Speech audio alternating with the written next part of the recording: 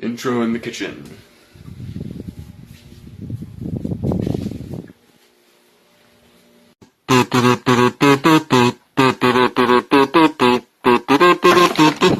Okay. A random book. Philip K. Dick. The Stigmata of Palmer Eldritch.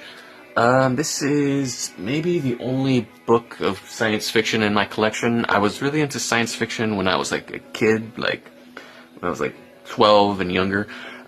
Yes, but I kind of got over that phase and I don't really read science fiction anymore, but Philip K. Dick seems pretty cool. I feel like if I revisited him, I would still dig him, so that's kind of why I bought this when I found it at a used book sale once.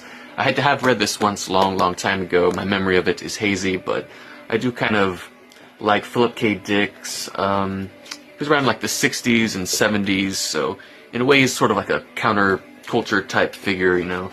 There's that sort of strain of like a paranoia and sort of mistrust of authority and traditional systems of power of that era, you know, that sort of bleeds into his work, you know. And of course, Philip K. Dick, a lot of his stuff was made into movies. Blade Runner was based on one of his books. What else? Total Recall, just all kinds of ones. But yeah. Philip K. Dick, should revisit him sometime, because maybe I'd still like his work. Even though I don't really read science fiction anymore, I do love these, like, old, like, covers from, like, the 60s and 70s and 80s. They're fun to look at, you know. Got to show you this ad in the middle of the book.